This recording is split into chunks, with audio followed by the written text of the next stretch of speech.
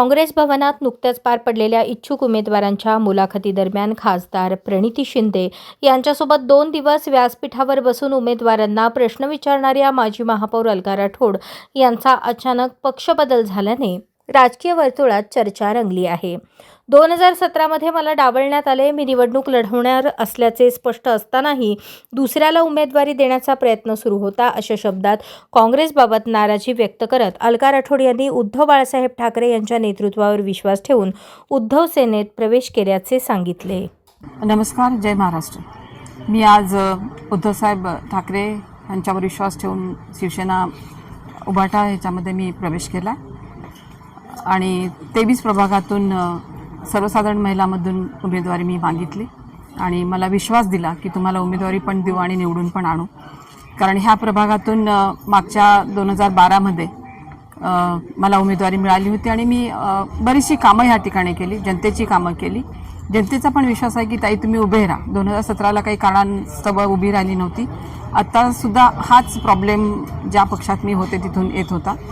मग आता वाटलं की बाबा एवढे दिवस आपण घरात बसून राहतोय, आपले कार्यकर्ते आपल्याला विचारतायत, आपण कुठेही बाहेर हे नाही आहे, तर आता आपण उद्धव साहेबांनी जर आपल्याला आशीर्वाद देत असतील आणि आदरणीय लक्ष्मण काकांनी विश्वास दिला की ताई तुम्ही या माझ्यासोबत, आपण ह्या प्रभागातील जनतेची सेवा करण्यासाठी मी तुम्हाला निवडून आणतो.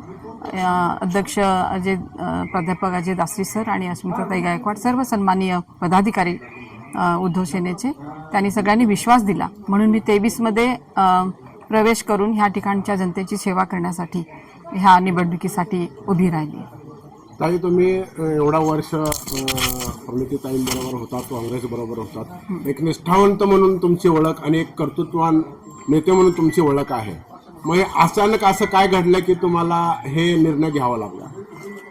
घडलं असं काही नाही. प्रत्येक पक्षामध्ये नाराजगी, आता काय होतंय, काँग्रेस पक्ष माहिती नाही आता करतायत काही, पण सिनियर मोस्ट म्हणून किंवा माजी महापौर म्हणून काही कामं केलेली असतात.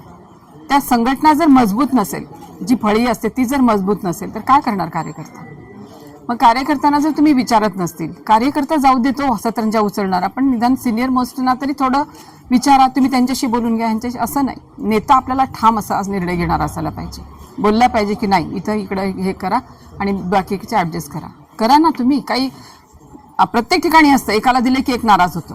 मी नाराज वगैरे झालेली नाही आहे, पण असं वाटतं की 10 वर्ष झालं आपण घरात बसून महापौर होऊन पुढचं काय, आपण आता काहीतरी सेवा करायला पाहिजे. हा दृष्टिकोन 23मधून जर इतरांना तुम्ही सजेस्ट करत असाल तर आम्हाला सुद्धा वाटतं, आमच्या कार्यकर्त्यांना सुद्धा वाटतं की ताई तुम्ही किती दिवस घरात बसणार आहात. कारण हे माध्यम आहे आपलं, एक छोटी मिनी हे आहे, स्थानिक स्वराज्य संस्थांमधून आपण लोकांची सेवा करतो, तिथून पुढे आपण लोकांना आपण लक्षात येतं की ताई काम करतात. आणि मला विश्वास होता की मला आमच्या नेत्या मला उचलून धरतील, पण हा विश्वासाला कुठेतरी मला ठेच पोचली म्हणून मी काही बोलले नाही, कोणाला फोन केला नाही, काही नाही.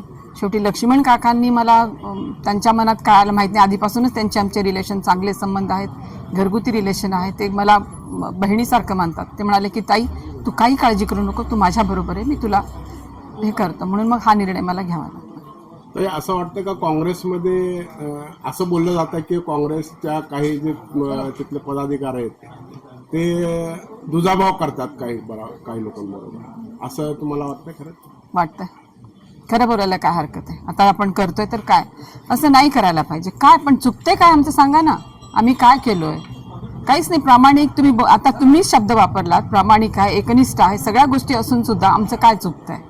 ठीक आहे, आम्हाला महापौर केलं, सगळंच केलं, महापौर केलं, महिला अध्यक्ष राहून आम्ही संघटनेत काम केलो, महापौर म्हणून आम्ही काम केलं, तुम्ही खूप आम्हाला दिलं, आम्ही नाही म्हणत नाही, पण याचा अर्थ पुढं काय?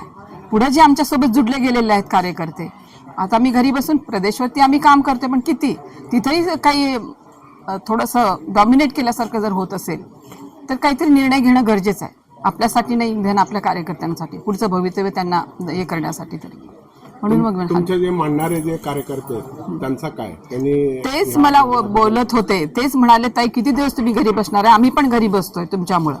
मग 2017 ठीक आहे, तेव्हा तुम्ही हे केलात, पण आता निवडणुका येत आहेत आणि तुम्हाला डावललं जात आहे तर तुम्ही आणि दुसऱ्या ह्याच्यामधून उभे राहा म्हणता ज्या ठिकाणी आपलं काहीच काम आपण केलेलं नाहीये ती लोक कसे ऍक्सेप्ट करतील. जिकडे आपण काम केलं तिकडेच आपल्याला लोकांना वाटतं की बाबा ताई काम करतो.